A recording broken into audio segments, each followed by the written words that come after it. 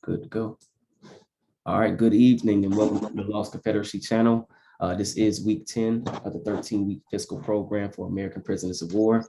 I have myself, Chief BIKO. Today we have Chief Alligator as well as Chief Quietwater. And here, as always, we focus more so on that first letter in the acronym APOW, which is American.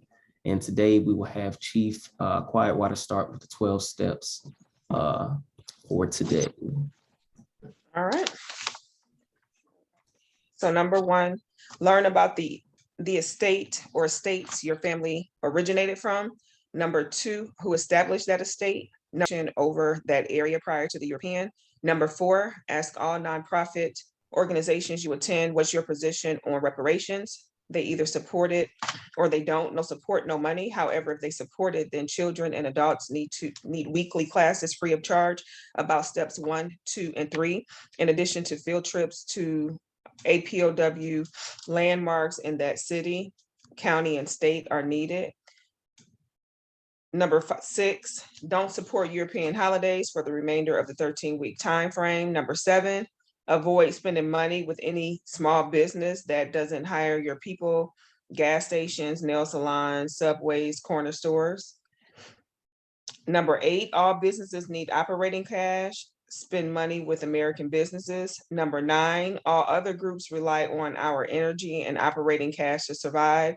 Set the trends of making other groups follow our lead and support our club services, products, and entertainment. Number 10, the US government is bankrupt. The Federal Reserve prints money, i.e. quantitative easing. It also burns money, i.e. quantitative tightening. The US dollar hasn't been backed by gold since Richard Nixon in 1971, the Gold Standard Act. The government operates off full faith of its citizens to pay debt and taxes. American prisoners of war no longer have faith in the US government. This is why the financial support will be altered, stopped, and redirected. Number 11, teach your kids 1 hour a day about their history on this land. Have them learn about an American inventor. Have them know about our heroes. C, they should know the European that conquered the estate you live in. D, they should know the nation prior to the European invasion militarily and culturally. And then number 12, practicing these steps will educate us on the land we're claiming America and attaches us to the history and laws of the US government. Every estate American prisoners of war live in should have steps 1, 2, and 3 advertised via social media, radio, and newspaper. This in 13 weeks, 1 fiscal quarter, will bring us together for our common cause. Thank you to Chief Quietwater for those readings. Next, we'll have myself with this week's inventor, American inventor. And this week's inventor is hits home, definitely hits close to home. This is actually a great ancestor of mine personally through my lineage here. So I'll go ahead and share my screen to show the exact invention. And this week's inventor, we have Thomas Henry Westheimer. Thomas Henry Westheimer of Americus, Georgia. He invented the grate.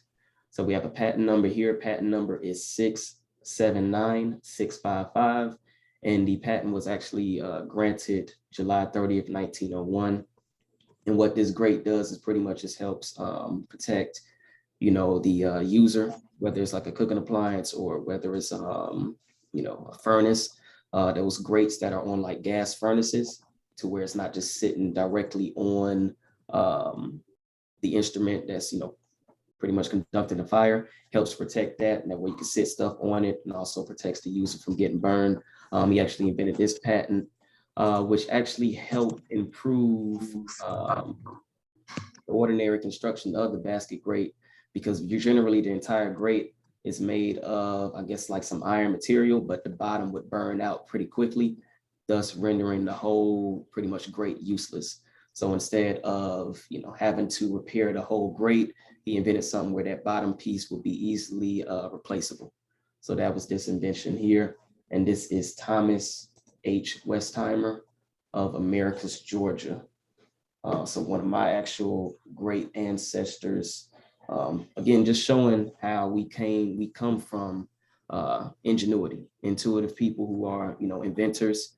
something's an issue, we're going to make a solution. We're going to fix the problem, things of that nature. So definitely want to get back into alignment with that as, not only as, my family, but as a people in general. That was definitely something I wanted to shout out today. Hold on. Don't leave that. I got some questions. We can't just skip over your bloodline like that.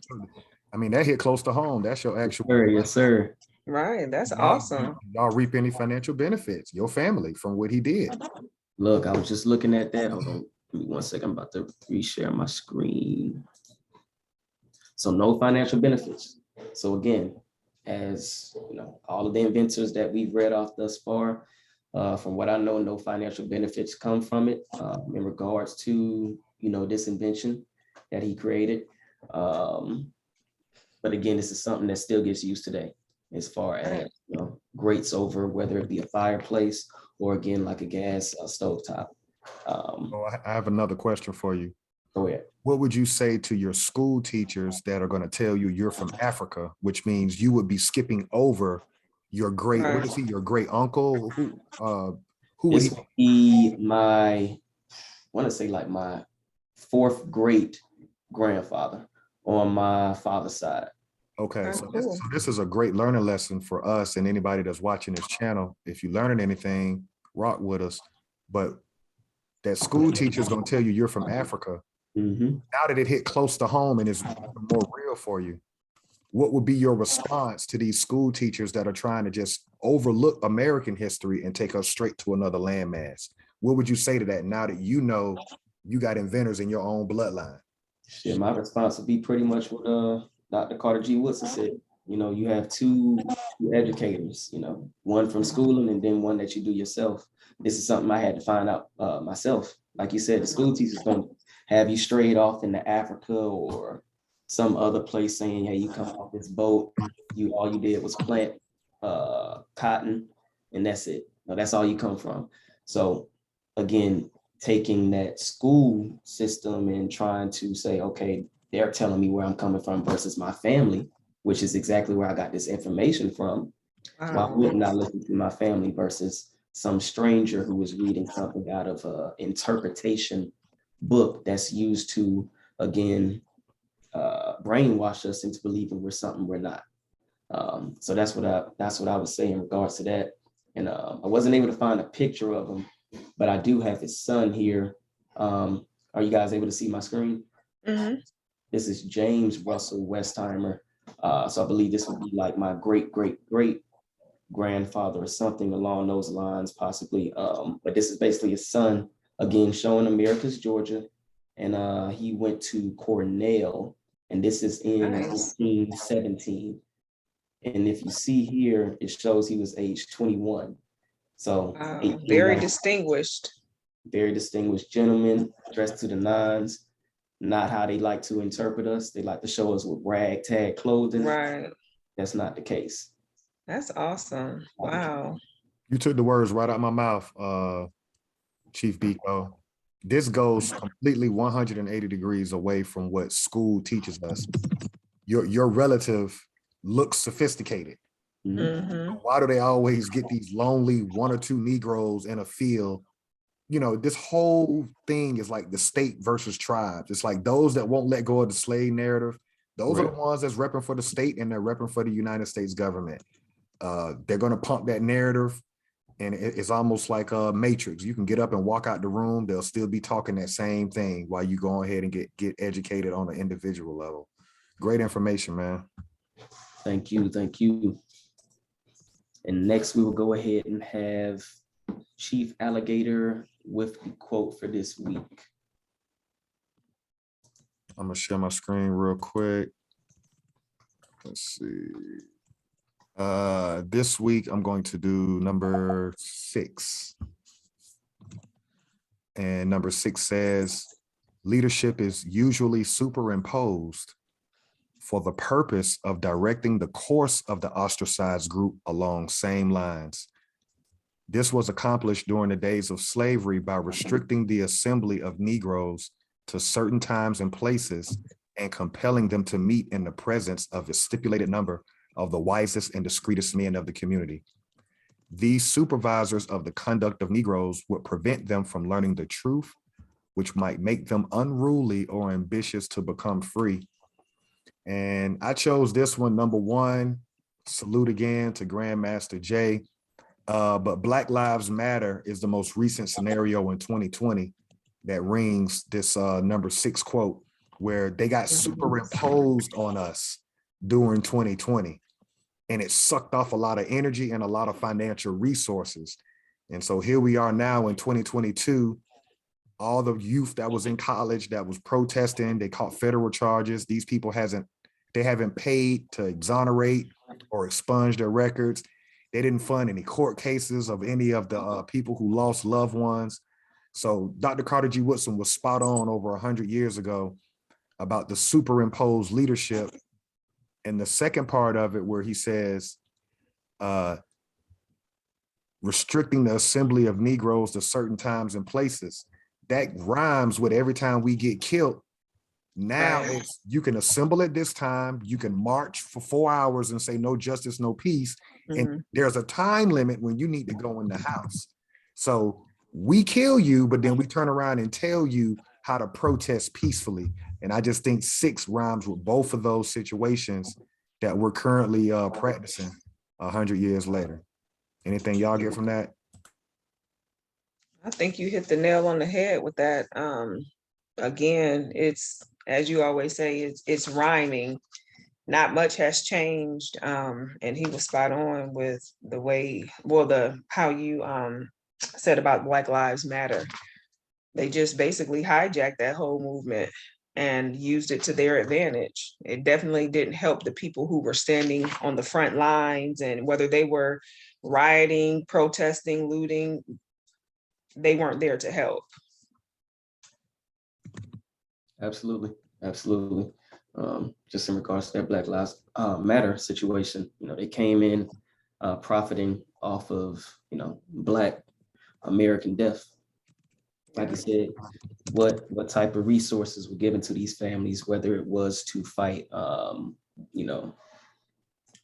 certain court charges, put people away, what was actually given to the family, if anything, because I doubt it was. We saw how they came out with one of the, I guess you could say, faces of Black Lives Matter, because we know that it's actually ran by someone else.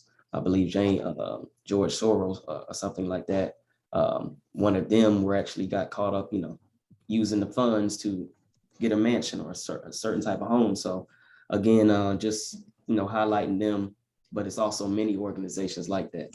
We only hear about the NAACP when it's time to get out and register to vote, or we only hear from the Urban League when they're trying to push an agenda. Hey, let's get this gun reform. That wasn't a part of the agenda. I thought we said we're trying to get the George Floyd Act passed, trying to get, anti-Black hate crime bill passed, reparations, but all these other things. That's when they want to kind of push forward a different agenda from, whether it's from the Democrats or the Republicans, because they're just two wings, a part of the same thing. Right. Like you highlighted there, we definitely have to look at these type of organizations with discernment and start doing for self instead of relying on these, I guess you could call them bourgeoisies to, speak for us. Yeah, I agree with that as well. That was quote 6. All right. And lastly, we'll go ahead and have Chief Alligator finish off as well with the maroon historical points and legal definitions. Okay. Legal definitions. Number 1, American, a native of America. 2, descendants, one who follows in the bloodline of an ancestor, either lineally or collaterally. 3, slavery, a situation in which one person has absolute power over the life, fortune, and liberty of another.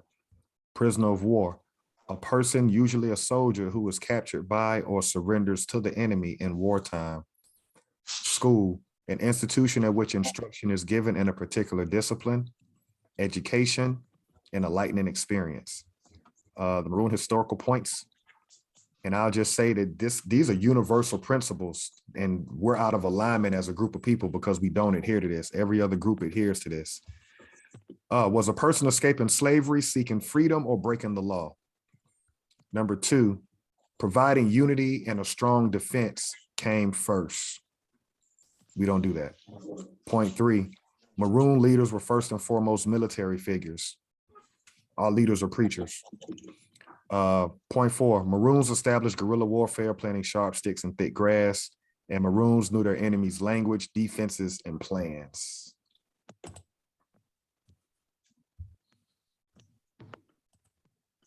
Thank you there, Chief Alligator.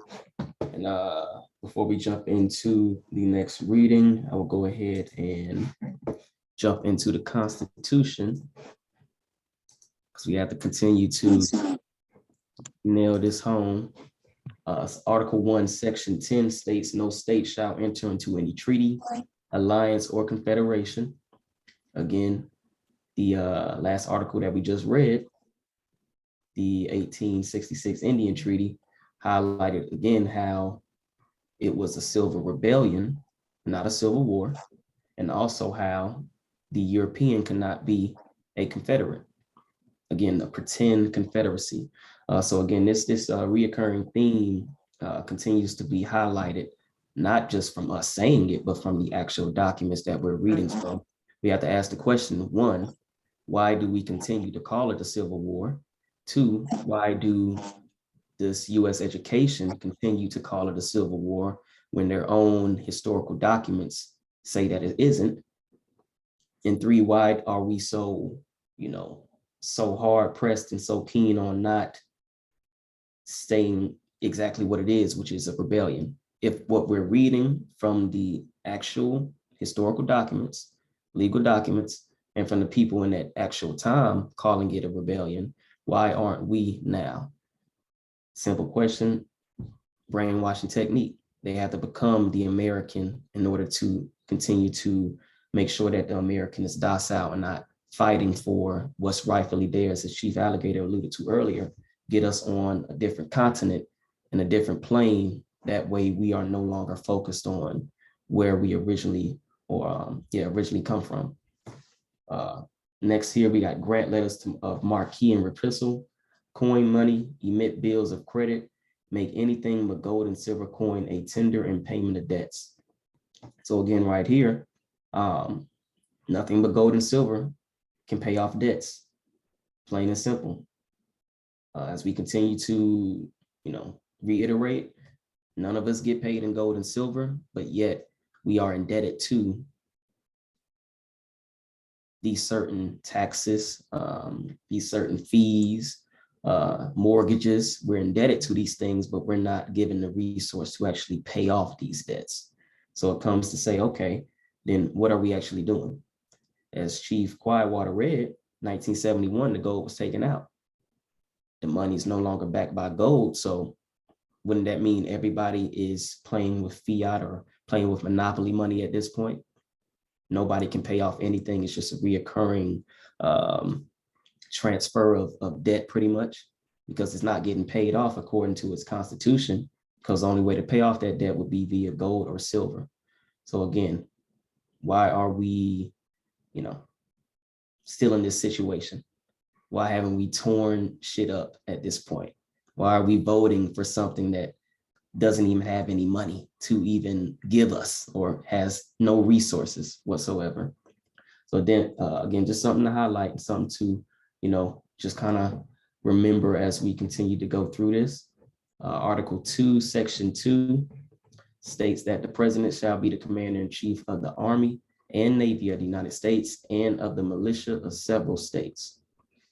So again, just kind of highlighting the powers of the president.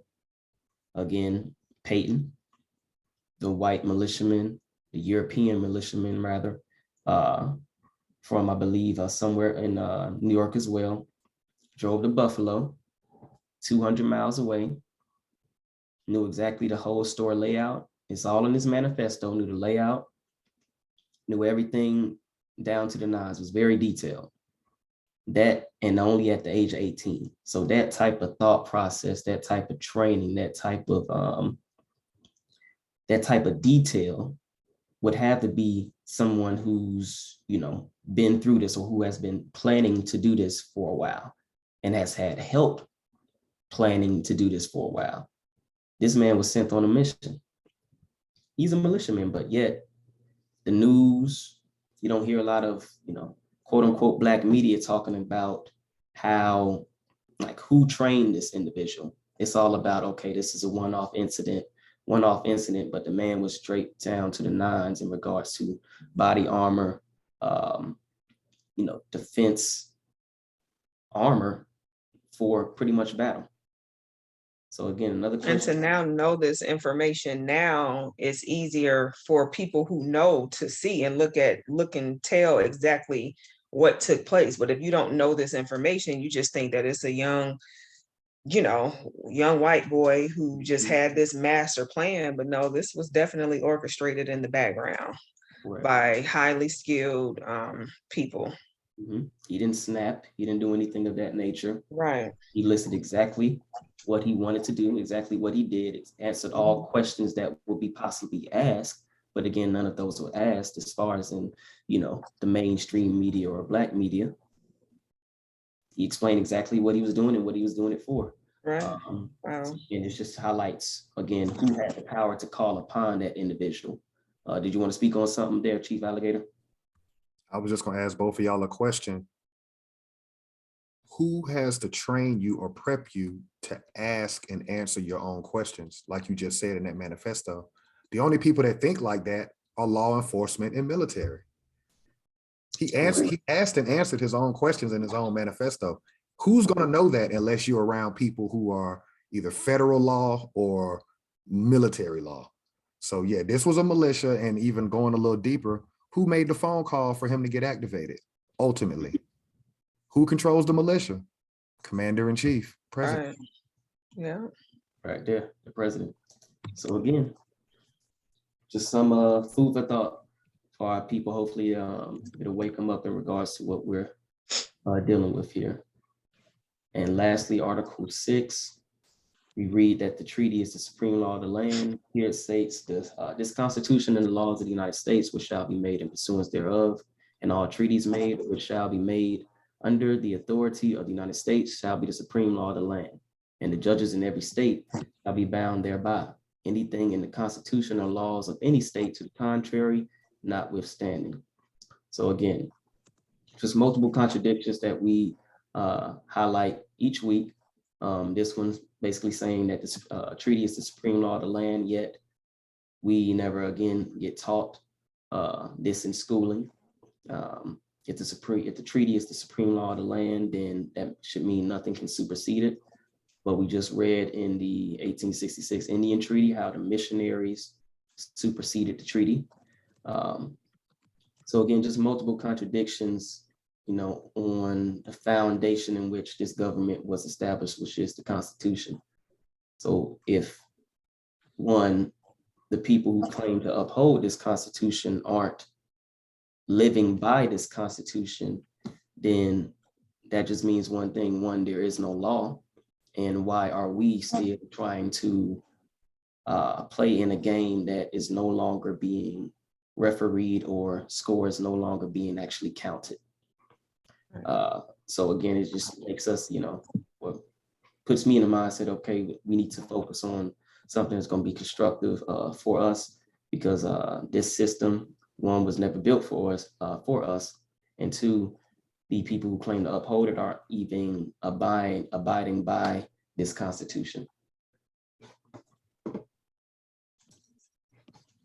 see here. So this week we will be jumping into the Homestead Act of 1862.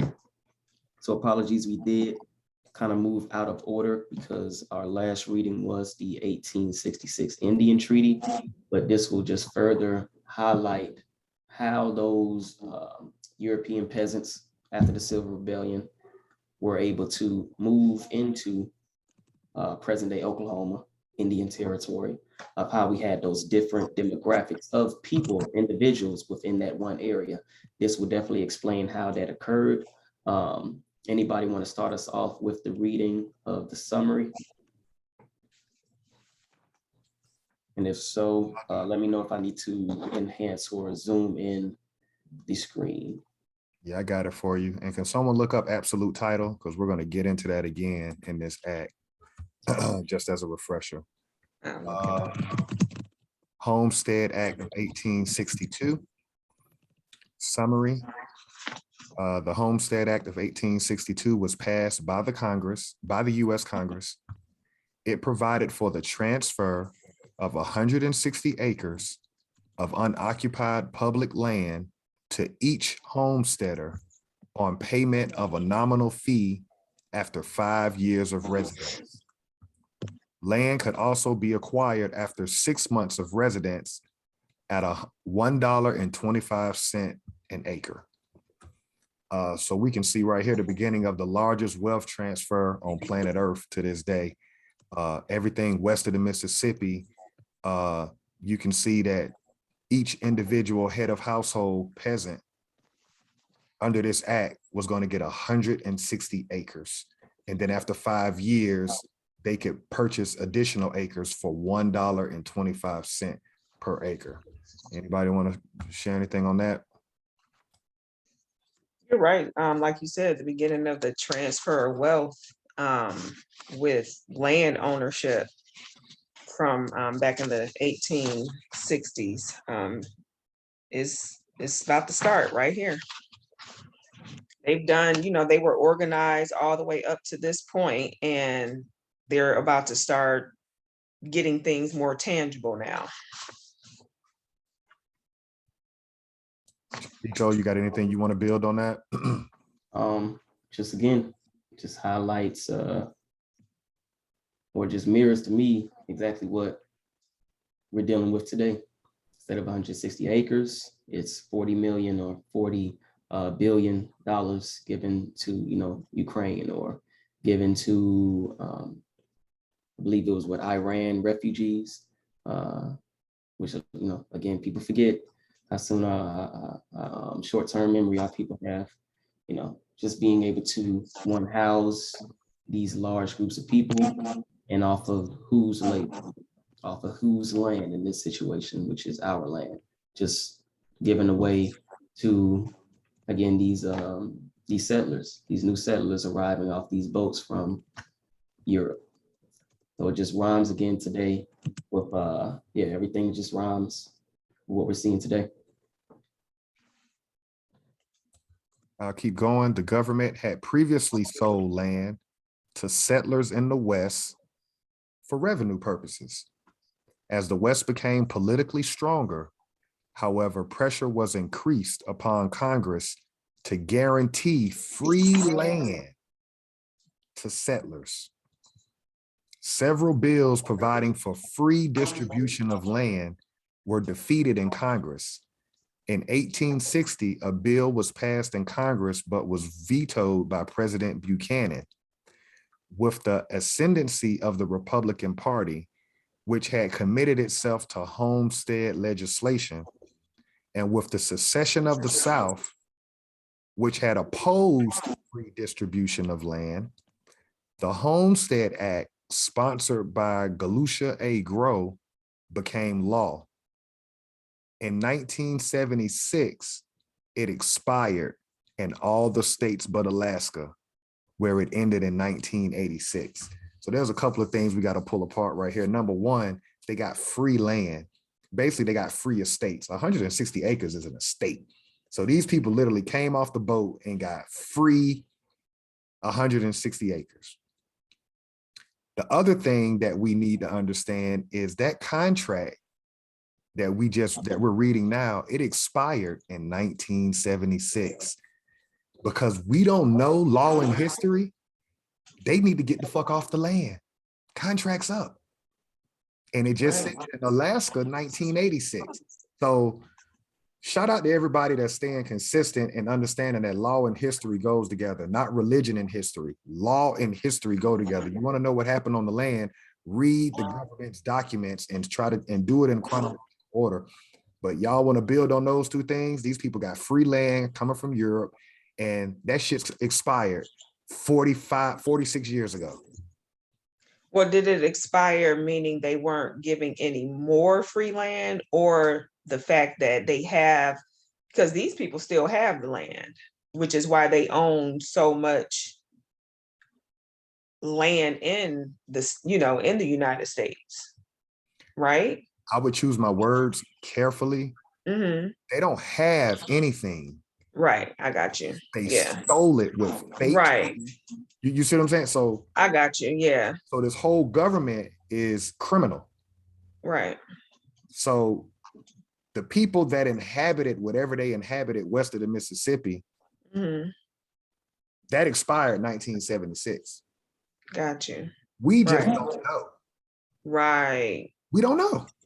Because they got us. That it could be rewild. as simple of us coming together and literally taking it back per the Homestead Act. Mhm. Because we know the first three treaties that we read are invalid because they were separate and apart from the United States government. Right, right. So, I mean, we're literally showing, we're debunking, we're showing the criminal enterprise. Chief BIKO, you want to build on anything?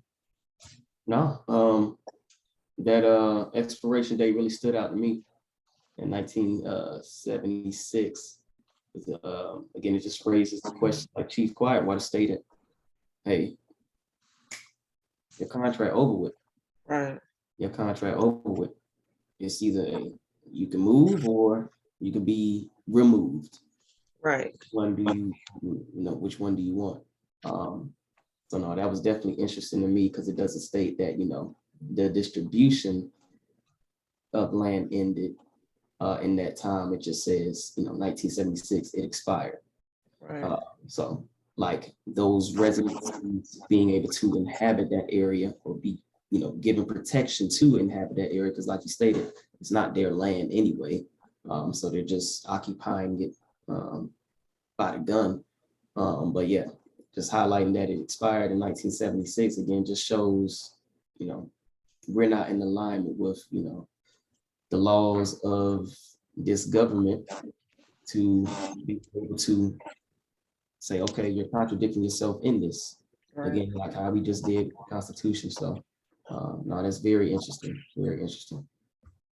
Let me go just one step further with y'all. Just a reminder, there was no banking system in 1862. That's how they were given free land. See, what we know today is mortgages, bank loans, that didn't exist because you were dealing with your money, constitutional money. They could not finance the land because we're the holders of the land. So the only thing they could do is give it away.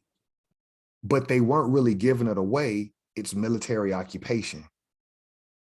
We've got this area roped off, send them out there with wagons and horses, put them out there on those surveyed lands because they're going to be surrounded and protected. But we have to remember, there was no banking system, there was no IRS, and there was no Federal Reserve in 1862. All of that shit is not in their Constitution. And we'll get into that as we go into the 1910, none of that shit's in the Constitution. So it shows how dumbed down we are. IRS, the Federal Reserve, none of that shit's a part of their government. Correct. That was it. Their own individual corporations.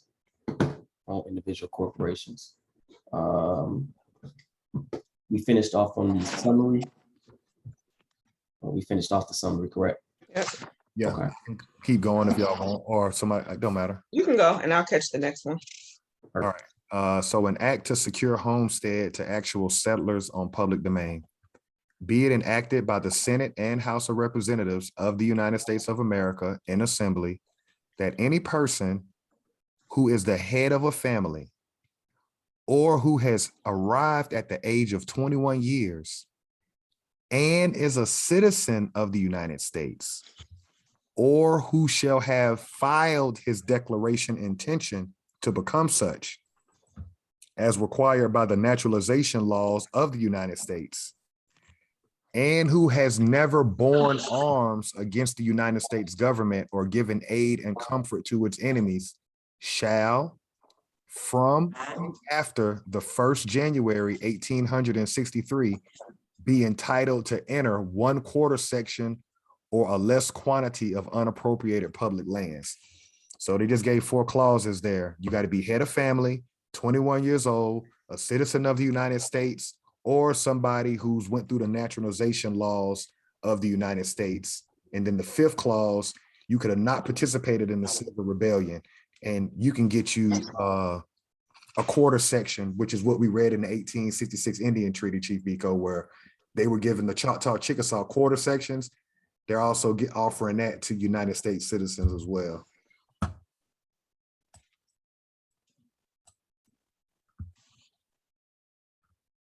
Y'all can build on whatever jumped out to y'all on that part. Just that Naturalization Act or that naturalization law. I know that's something we had highlighted previously in probably last year, that 1790 Naturalization Act, where pretty much it was just saying, hey, anybody who, you know, if you were made a citizen underneath this government on, you know, this soil, then if your children are abroad, pretty much in Europe, then they would be classified as citizens as well. So you can see how they were already kind of playing the long game in regards to this act. Again, and another thing that that citizen of the United States, again, people, we didn't become citizens of the United States until what, 1965, when we were fighting for civil rights. So we can't say, oh, well, you know, this is saying that, you know, Black people or, you know, Negroes or African Americans, they could get on this as well. Nah, it strictly says have to be a U.S. citizen or have filed for becoming or filed to become a U.S. citizen. So that's what really stuck out to me. I agree, me too. They're basically just giving it to them. I mean, that's just the bottom line. And we can see where the resentment's gonna come in between the dirty South, the Europeans in the South, because they specifically said if you ever took up arms against the United States government, you don't get free land. So we can see how they're gonna feel a certain type of way. The European that's been in the South for a while, and they watching new people come off the boat get 160 acres because remember, they got registered through the what was the document we read? The Freedmen's Bureau Act. They got registered through the War Department. Oh, right. So yeah, if your name come up on that list, yeah, you can't get the 160. Yeah, USOL. So again, just kind of highlights again that that conflict amongst the European. Like you stating, oh, we've been on this land for 30 plus years now. This is what the European is probably thinking, those who were, you know, cast out of Europe or emptied out of their debtor prisons into, you know, states like Georgia and pretty much the Confederacy. They're like, okay, we've been fighting against these Americans for this amount of years, and y'all aren't going to give us, who actually helped carve out or help put the gun to their heads and move them out of these certain places, but you're going to allow these other European peasants and lower class, you're going to get them 160 acres? Oh no, that's not, I'm not dealing with that. So now you can see that frontier mindset. Okay, let's pick up and go, since they're giving this away. Right. It's free, so hey, we're going to take from them as well. So you kind of see how that's going to cause conflict amongst the Europeans as well. I'll keep pushing for y'all. Upon which said person may have filed a preemption claim, or which may, at the time the application is made, be subject to preemption at $1.25 or less per acre, or 80 acres or less of such unappropriated lands at $2.50 per acre. Yeah, I mean, so basically all they had to do was just go through a little procedure with filing documents. You can get land for $1.25 an acre at 160 acres, or for 80 acres, you can get an acre for $2.50. I mean, they're giving it to them pennies on the dollar. I mean, God. It's crazy. Like you said, that preemption, Can we look that word up? Can we look, so can somebody pull up preemption just so we'll? Yeah. I'll look at it. Oh, what is it? It's basically being able to, purchase before another person is. So they pretty much give them the option. Wait a minute. So they can get it before the American can, because they're not American. Right. So you literally take 160 acres of another tribe's land. Wow. Correct. Because this is before the 1866 Indian Treaty, and this is, we know they're going to be in there. So then it kind of highlights again how we stated those two Europeans that were highlighted, saying they can be compensated 90,000 because they're like, hey, we were here before the Silver Rebellion. We need at least 90,000, and they're getting it $1.25 per acre. So you can see the game we getting fucked over, y'all. Plain and simple. Plain and simple. So I'm kind of glad that we are reading this out of order, because it just highlights what we read within that Indian Treaty. So that's definitely something. But preemption, just means before another person. So they're getting that initial public offering in today's terms, as far as like stocks and stuff. So okay. Where we at? Okay. To be located in a body in conformity to the legal subdivision of the public lands. So they've already got an area roped off where you can basically have your acres. And after the same shall have been surveyed, provided that any person owning and residing on land may, under the provisions of this act, enter other land lying contiguous to his or her said land. So not only can you get your 160, you can lay claim to land that's next to yours. So it's safe to say it was a lot of killing going on during this Homestead Act. I'm sure now this makes sense why they would say circle the wagons. I can see why Americans would circle those settler wagons, because after a while they picked up and they were like, oh, they sending them wagons out here. Oh, they got us up. They trying to get thousands of acres. Yeah. Anybody want to build on that, or y'all want me to finish this up real quick? You can finish it. Okay. Okay. Which shall not, with the land so already owned and let me back up, that any person owning and residing on land may, under the provisions of this act, enter other land lying contiguous to his or her said land, which shall not, with the land so already owned and occupied, in seed in the aggregate of 160 acres. So if you got 80 acres for $2.50, you can lay claim to the land around you up to the total of 160 acres. What the fuck? What the fuck? Like, that's crazy. It was just open season for them. Open season, and that's what it was. That's exactly what it was. The Chief Quietwater, when you think of like manifest destiny. I know we always bring that up. Me and Chief Blackcoat. That was the mindset. Right. Like, we got backed by not only our government, but by God himself. So we just finna go ahead and get everything, and it's free. Exactly. It's free. So why wouldn't I go up to the max? Like you said, you could purchase something for $250 and be like, well, shit, everything contingent to these. It's like you just building on blocks. Where does it end? Right. I mean, we know where it ends at 160, but it's like, damn, okay. And now you can see why the Americans saying, no, we finna fuck y'all up. Right, exactly. And understand one thing, and go back to your grandparents, or for me and Chief Quietwater, it would be our parents. When they talked about going to the movies and it was only 15 cents. When we hear $1.25 or $2.50, we have to understand the dollar was attached to gold. That's why the prices were so low, because it was money. Right. We're not dealing with money. So to us, even growing up, it sounds like, how could you get popcorn or soda and go to the movies for 15 cents? They didn't know that there was no money. All they knew was, yeah, that's what it was when we were growing up. Now we know, oh, it was the 1971 Gold Standard Act. They made y'all citizens and took the money out. That's why the shit exploded when we were kids. Yep. It was a finite amount. Shit And wasn't. right now they can put whatever Yeah, dollar amount they want on it as far as what the dollar is actually worth, you know? correct. Great point there, Chief Alligator.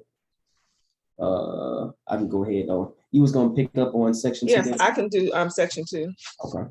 Okay, so section 2, and be it further enacted that the person applying for the benefit of this act shall, upon application to the register of the land office in which he or she is about to make such entry, make affidavit before the said register or receiver that he or she is the head of a family, or is 21 years or more of age, or shall have performed service in the Army or Navy of the United States, and that he has never borne arms against government of the United States or given aid and comfort to its enemies, and that such application is made for his or her exclusive use and benefit.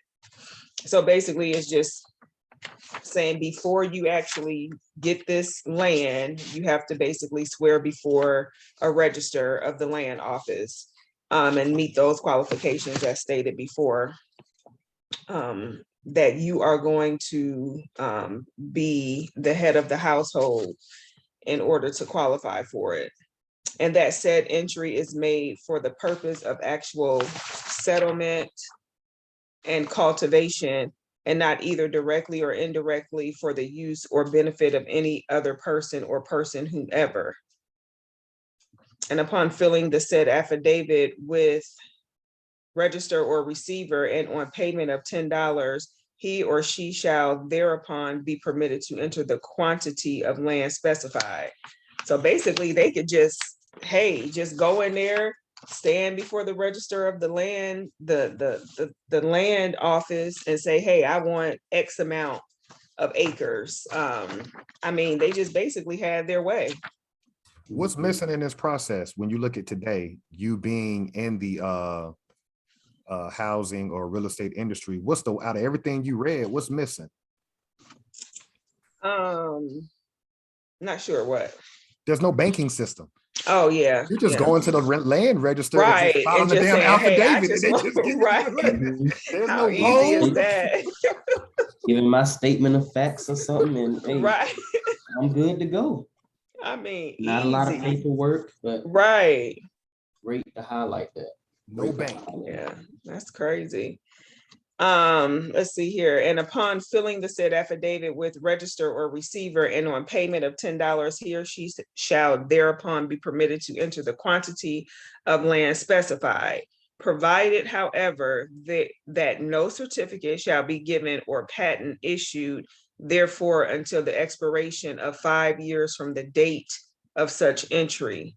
And if at the expiration of such time, or at any time within 2 years thereafter, the person making such entry, or if he be dead, his widow, or in case of her death, his heirs or devicee, or in case of a widow making such entry, her heirs or devicee, in case of her death, shall prove by 2 credible witnesses that he, she, or they have resided upon or cultivated the same for the term of 5 years immediately succeeding the time of filing the affidavit aforesaid. So basically they giving you like a 5-year grace period, I guess, that if anything changes, I guess, drastically within that 5 years, well, don't necessarily say that something would change, but yeah, basically it's given 5 years, kind of like a grace period. Am I reading that right? What I'm seeing is no certificate or patent. So I guess going back to what was it, the I think it was the Civil Rights Act of 1866, or one of those. They were saying, I know that patent and certificate came up, but it looks like we're not going to give you a certificate of this land or patent for this land until those 5 years have passed. That way, then you have to prove exactly that you've been on this land, or that's when these stipulations start to come in. But it kind of highlights again that certificate is not it's a derivative of the absolute title, or right. we were talking about with it being in under military occupations. I believe it was another term that we use. I know absolute title was one, but it was another one, but showing like complete ownership. So we're not going to give you the absolute title, but we'll give you a certificate of title or a patent for this land, but the United States is still the majority owner, or we still own the land. So now we can take it back whenever. So I know it's no banks right now, but I know that can possibly Right. down the line where they're like, hey, you only had a certificate, you didn't have the absolute title, so you don't really rightfully own this land or this area. Let me throw one thing in just to keep him. It's 1862.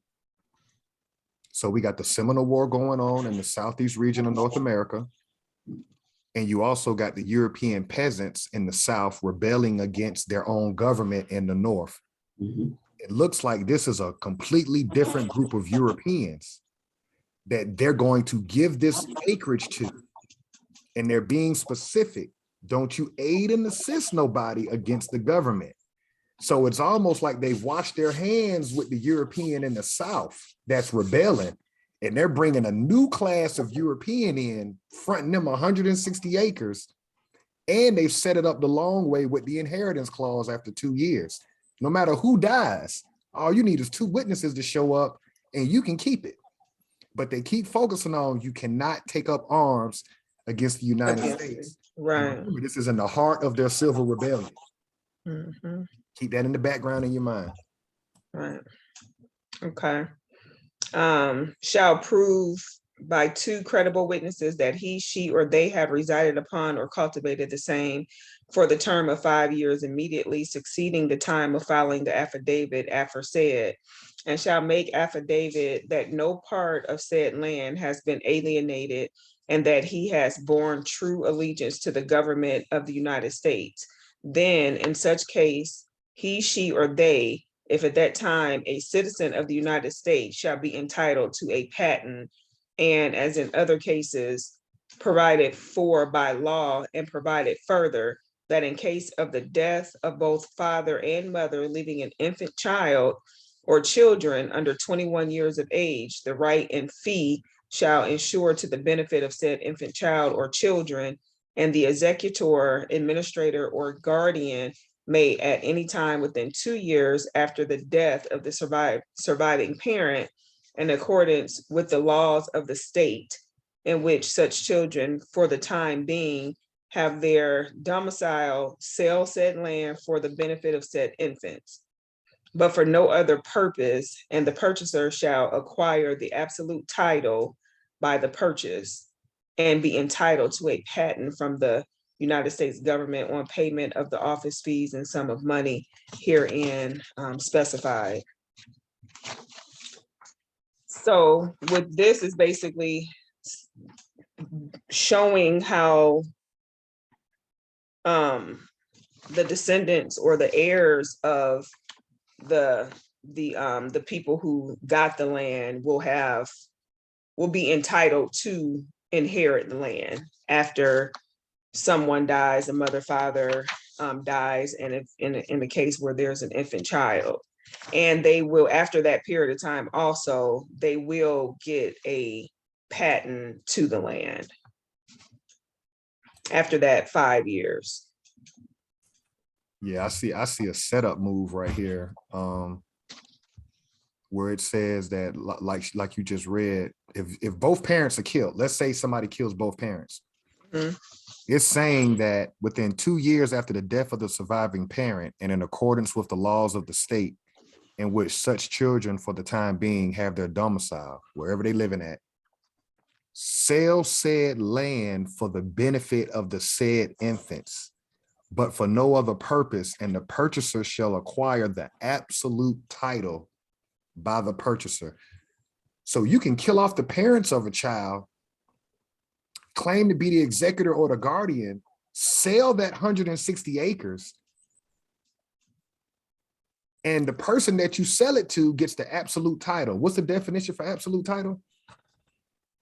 I put it in the chat. It's guaranteed title to the ownership of a property or lease. Guaranteed. I think we've had this conversation before. Have you ever seen an absolute title? No. Okay, so we see they're playing a mean game here. Not only are they giving away hundreds of acres of land, they're also saying that if you kill off the bloodline, you can sell the children's inheritance and in return get absolute title and a patent. Basically, again, stealing it from the heirs. Yep. Yep. And just point out, this is for the US citizen.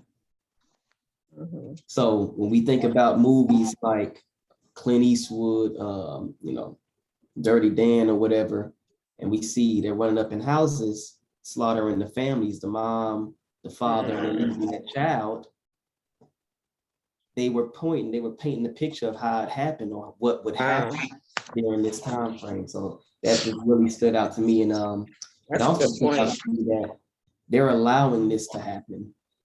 The US, the US government isn't stepping in like they would for the 1866 treaty, where it would state for the benefit of said child, the government would take over. They are leaving it up to the survivors to, sell that land again for the benefit of said infant, versus what it would say in 1866. This would be the government saying, we're going to do this for the benefit of the child. So again, just highlighting those two differences there. But very interesting points here. You got the next one, Chief BIKO? Yeah, I'll go ahead and pick up. So let me see. Okay, section 3. And be it further enacted that the register of the land office shall note all such applications on the tract books and plats of his office, and keep a register of all such entries, and make return thereof to the general land office, together with the proof upon which they have been founded. So here it just looks like everything will be pretty much tracked, and bookkeeping will be done and taking place in the general land office. I'm guessing that's a government structure, like strictly from the US government, because I don't think they have any states established quite yet in regards to west of the Mississippi, outside of the Indian Territory. Two different governments. Mm-hmm. See, if you're part of the democracy, then all your documents come through the bank. This is the republic. Public. Great point. So what we have is, you got one group of people got to go to the land office to get absolute title records and land patents. You got another group of people that are under the democracy. You got to go through the banking system or whatever realtor system. But the people that are in that banking world, you're never going to own. Correct. Because you're paying perpetual tax. The people that are registered through the land office, they get absolute title. Two separate governments, two separate classes of citizenship. Let's go back to Article 1, Section 10 of the Constitution. You got two different groups of people, those that have gold and silver, and those that work for nothing and get fiat. Two different groups of people. Great point. See it right here with land ownership. Anything you want to build on that, Chief Quietwater or Chief BIKO? No, I mean, it's pretty clear. You broke it down right there. Great build on that, and highlighting the differences between the two governmental structures.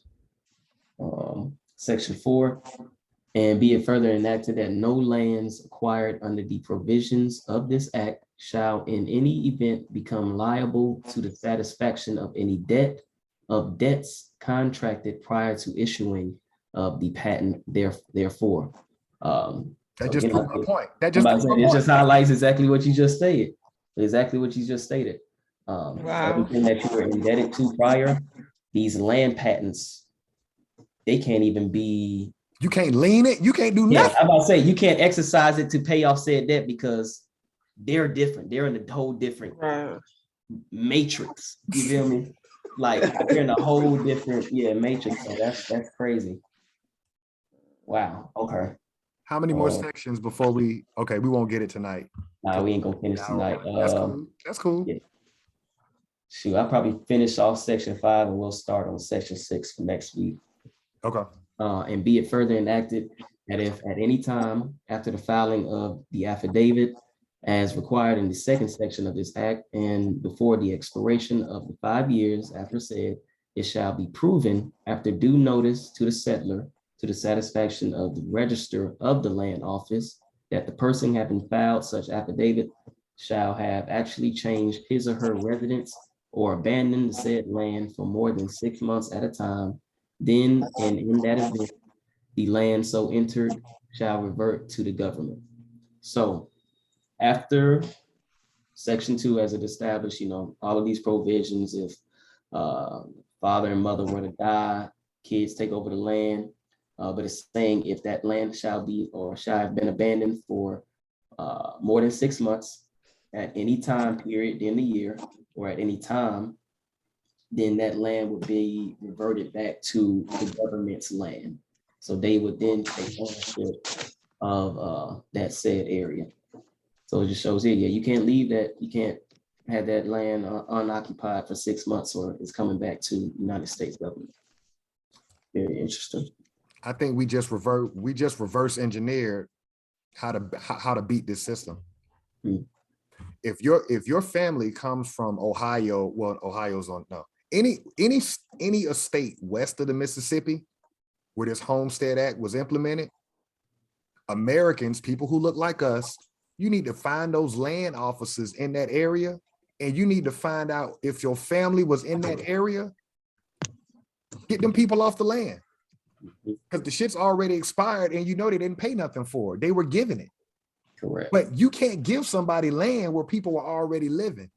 So that's one way to reverse engineer this. Find those land offices and find out what peasants did they put on that land, because they were not Americans. They were United States citizens, and they're clear that you had to have allegiance to this government for them to front you that land. What's your thoughts on that?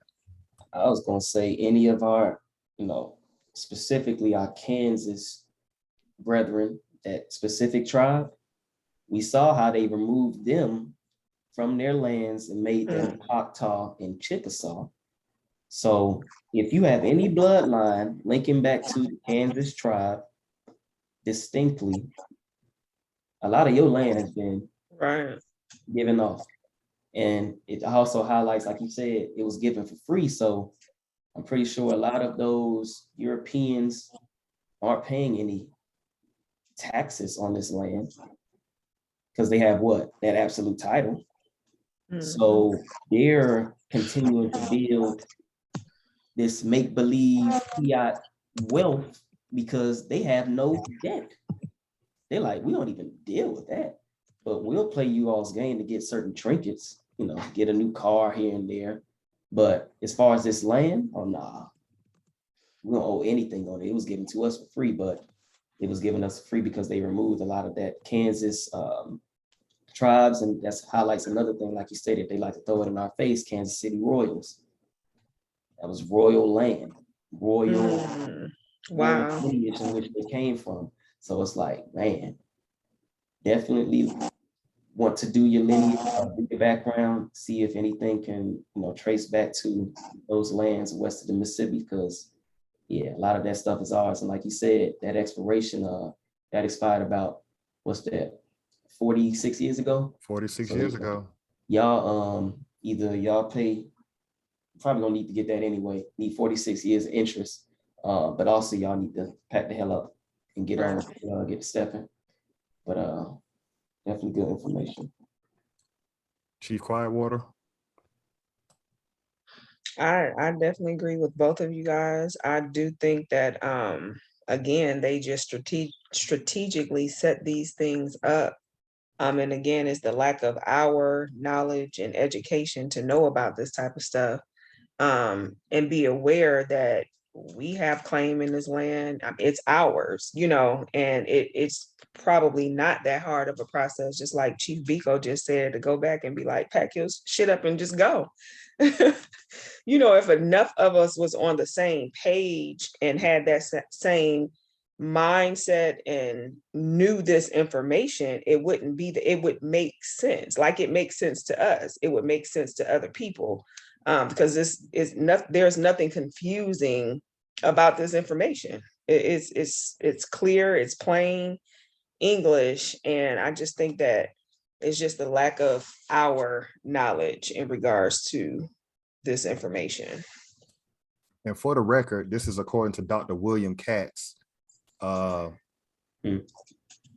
this was a European scholar, and he's the most positive person about our history. Why is it that all our scholars always talk about the negative when this whole channel is dedicated to all the positive that we've done? But this is the largest real estate heist in world history.